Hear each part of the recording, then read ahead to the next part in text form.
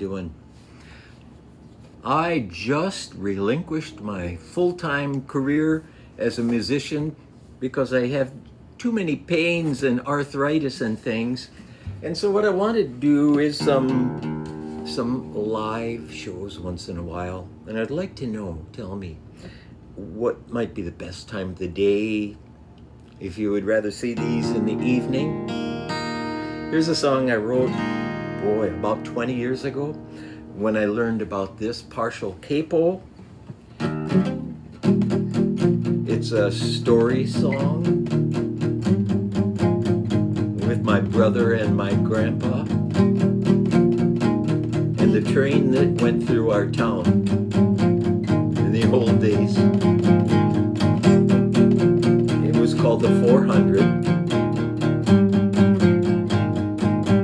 and was from the Chicago Northwestern Railroad, right here in little old northeastern Wisconsin, Green Bay.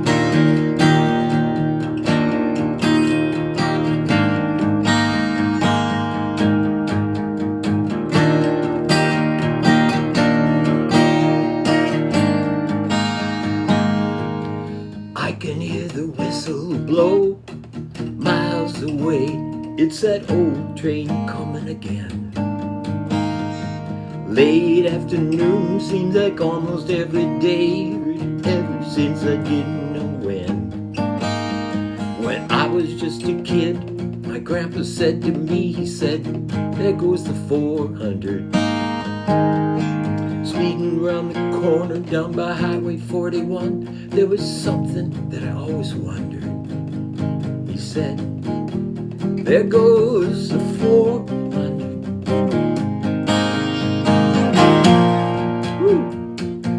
There goes the 400. 400 minutes from Chicago to St. Paul. There goes the 400.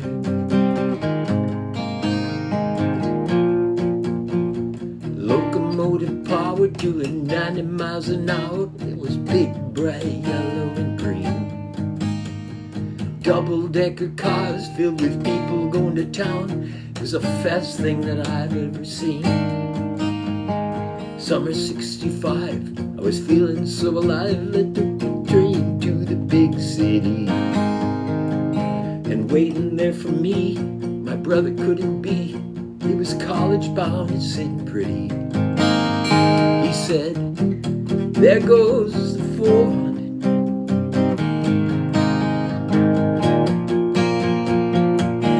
There goes the 400. 400 minutes from Chicago to St. Paul. There goes the 400. Now that train speeds by, counting minutes on the flat, just people rushing to and fro. In a hurry here, in a hurry there. Where the years went, I don't know. Now my grandpa's gone so long ago. Sometimes I feel him standing right next to me. My brother and me, we turning old and gray. It had to happen eventually. He said, there goes the 400.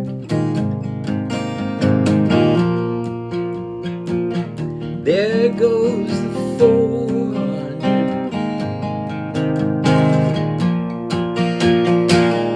400 minutes from Chicago to St. Paul. There goes the 400. There goes the 400.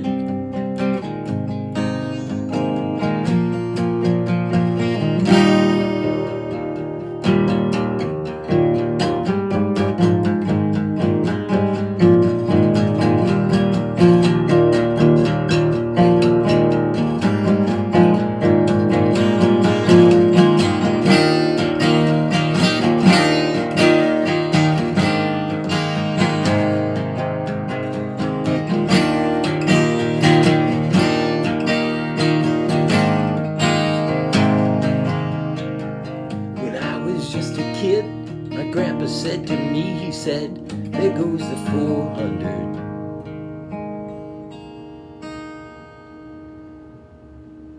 Oh boy. When I wrote that song, my brother was in the next room, and he passed away a while later in summer of 2000 or 2012.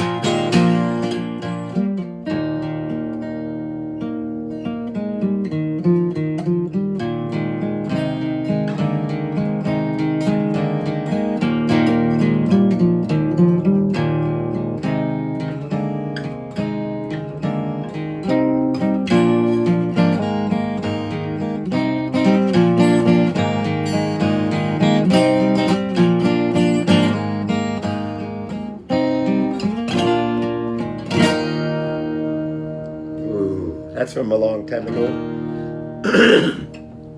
Excuse me. Jackson Pollock here from the MoMA in New York.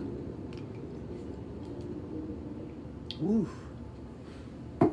I don't know what kind of liquid was in those paintings. Partial capo. Do excuse me. I like to also play with a capo that might be set up a little differently. Drop D like this.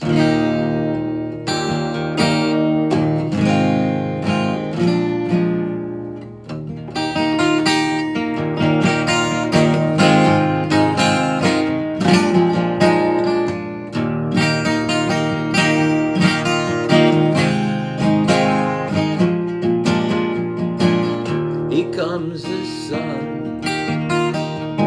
Here comes the sun. It's alright.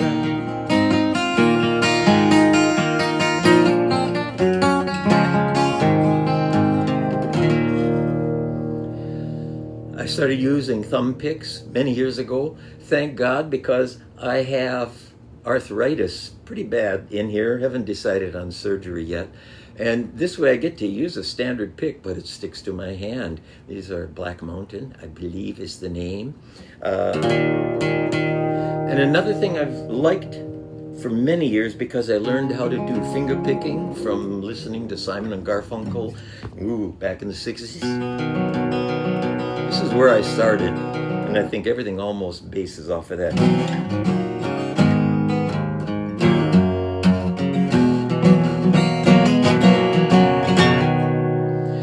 I always like doing more than one part. If you have watched my YouTube and TikTok videos, you'll see that I do multiple things. Like Tommy Emmanuel, but not like Tommy Emmanuel. Oh my goodness.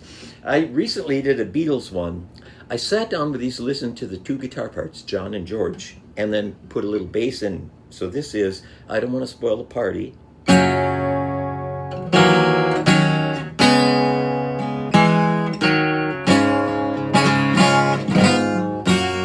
Doing two parts.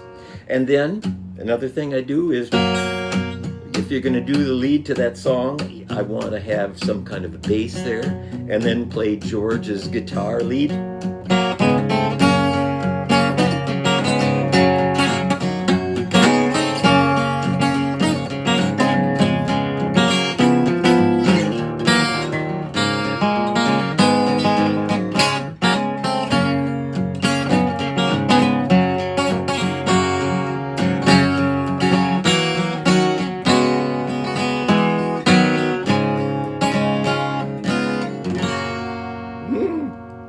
Like that. So I would like to put on some shows once in a while, since I won't be gigging out like I used to. I have one thing coming up next year, kind of a tribute show that they're putting on for me at a local theater, featuring some of my music and some of the local musicians doing my songs that I've written over the year. I hope someone loves There Goes the 400 enough to record it, and they will be putting together a CD on that. CDs, is there still such a thing? So I will be doing some shows for you. Most of my work has been on live performance, has been on resonator guitars and doing old blues, but I've written an awful lot of story songs. I'll play this one for you next time. Johnny was an animal, a wild man on the run, when he stopped along the road and loaded up his gun. Then he put his finger to the trigger, the barrel to his head. Oh, oh. When John was just a little boy, Daddy walked away. Mama went to work, little Johnny went astray, and learned his lessons on his own. The streets became his home. Oh, oh. Before I started doing all the blues stuff, I did all acoustic stuff in fingerstyle like this. And I would do this song and tell this story, and people always ask me what happened to Johnny, because it sounds pretty dismal. But I would say he was just troubled, and he made it through. Because really that character is based on things in my youth, and I made it. I'm still here. Johnny's mama cried.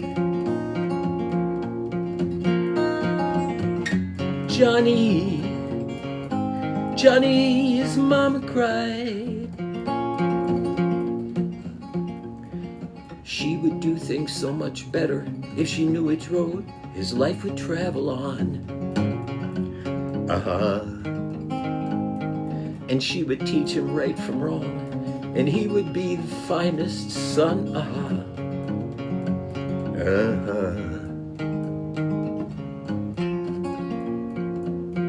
There's more to the story, but it's not quite as sad and morose as it starts out. Well, I think that's good for today. Please do let me know if you think there are better times to do this. It would be nice to maybe do it every evening at 6:30. It has to be 6:30 because then Jeopardy is done. I mean, that's Central Time Zone. And I'm trying to learn more, so I watch Jeopardy for an education. Thank you so much. I'm Dale Anderson of the Delta Jets, and I hope to play for you again soon. See ya.